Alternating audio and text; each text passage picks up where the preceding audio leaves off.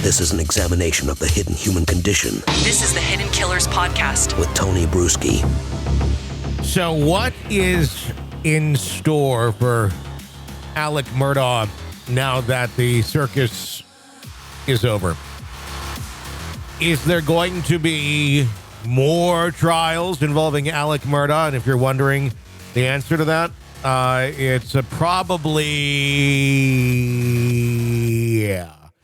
hard to know for sure. But when a man lies and lies and lies and lies, they tend to not want to admit those lies or cover them up. I mean, he's even admitted to lying about some of these other things, but my guess would be that, if he can get away with things a little bit longer, he will. Not that he's really getting away with anything. It's just, you did this. I did not do that. Yes, you did. You did. Okay, you lie. I do lie. Yep. He was, of course, sentenced to life in prison after being convicted in the 4 counts of the double murder of his wife and son. But here's what else is on the docket for Alec Murdaugh. He's been indicted on 99 other charges in 6 different counties for allegedly defrauding victims of $8.8 million in the state of about $490,000. Charges include 32 counts of embezzlement, 21 counts of computer crime, 14 counts of money laundering, 11 counts of obtaining signature or property by false pretenses, 9 counts of tax evasion, 7 counts of conspiracy, 3 counts of false statement or misrepresentation, and 2 counts of forgery. At what point do we just say, okay, you did all this, you've pretty much admitted to it in court, you obviously don't have the means to pay any of it back, so we've seized everything that you have? Do they actually do a trial for these things now? We know that he did it. It's a matter of, do we want to now spend more time so on the books and on paper it says, yes, you did this? Is that worth it? I don't know that it truly is, unless we just want to waste a lot of money.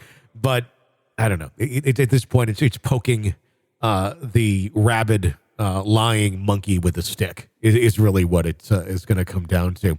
Of course, he's admitted to stealing from clients and his firm during his testimony in his murder trial. So that doesn't really work very well for any sort of defense of these charges if he is to plead not guilty, which he's not pled yet. So, he is a bit of a narcissist, and narcissists like attention. And if it means he gets to go back on the stand for something or gets to go back into court or whatever, he already thought that he was going to beat these charges by going on the stand and not blowing his nose for 2 hours, just letting the snot drip down his face. And people go, those are tears. No, it's a lot of bad allergy day, really, and not blowing your nose. But who knows? Who knows what exactly his next plans are going to be.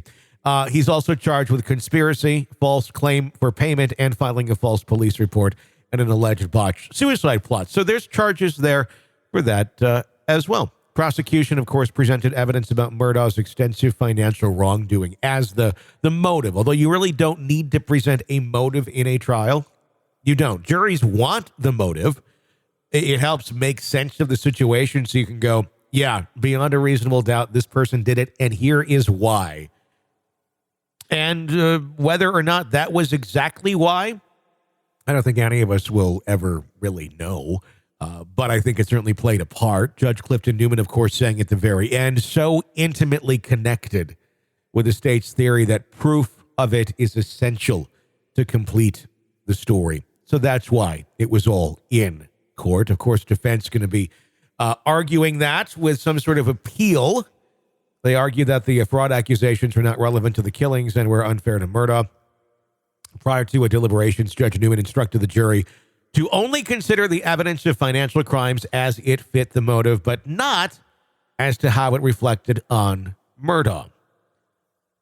People are people. They have the information. They're going to interpret it however they so choose. And I think it was correct that they put all this out there into the ether. People needed to know this. It's context onto the human being who lies about literally everything. But according to him, not killing his family. That's the one thing he hasn't lied about. But everything else, yeah, doesn't seem to add up. Defense attorneys were skeptical that the jury followed the instruction and believed that the evidence of financial wrongdoing impacted the seriousness of the jury's decision. Prosecutor Creighton Waters is confident that Judge Newman's ruling will be upheld. The attorneys for Murdaugh saying within 10 days here they're going to be filing for an appeal. We'll see. We'll see. Crazier things have happened. Of course, there's another murder that needs to be looked at, or death that needs to be looked at. But the question on this other one with the Murdaugh family is, was Alec directly connected to it? Or was people that he killed connected to it? I'm talking about Gloria Satterfield, the longtime housekeeper of the Murdaugh family, who died in 2018 in a mysterious trip and fall accident, allegedly falling over the dog, going down the stairs, hitting her head, and succumbing to those injuries. You know who was president of the house when that happened? Maggie and Paul. So what is there? Was this just an accident on a family that already is surrounded by such negative tornadoes of energy? I think about that sometimes. Could all of these things, are all of these things truly connected with some sort of malicious and vicious intent? Was she murdered? Did somebody push her down those stairs? Or is it sometime when you're just in such a horrible negative environment, negative begets negative, and bad things happen, even when you're not sitting there pulling the trigger like Alec did? Just being in that circle of this self-entitled grandeur on the backs of everyone that you've ripped off and stolen from and ruined lives of. Could just negative things happen when you're in that sort of environment? I believe they can. And I know we're kind of going a little more hocus pocus here, but it's kind of karma. It's something, energy of the world, more positive environments, positive places. Yeah, bad things can happen, but the sheer amount of bad things that go on around these people is just staggering. Of course, Murdaugh was initially arrested in October of 21 on a warrant for allegedly misappropriating funds for the Satterfield family, and agreed to a $4.3 million settlement with her family in December of that year. How much will they ultimately get in the end? Well, we'll have to see how much ends up coming out of the estate, Maggie's estate, and whatever could be left of Mr. Murdaugh. But as I've said before, this thing is far from being over. This is an examination of the hidden human condition. This is the Hidden Killers Podcast. The Hidden Killers Podcast. With Tony Bruski. It just is. Now, is he going to be tried for murder again? I don't know. Maybe. Anything's possible. People like this also don't tend to self-destruct themselves to death.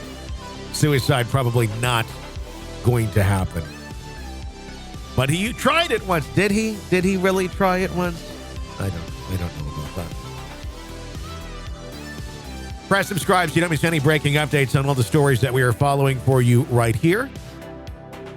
You can find a complete list of all of the stories we're covering in the episode description. My name is Tony Bruski. Stay with us.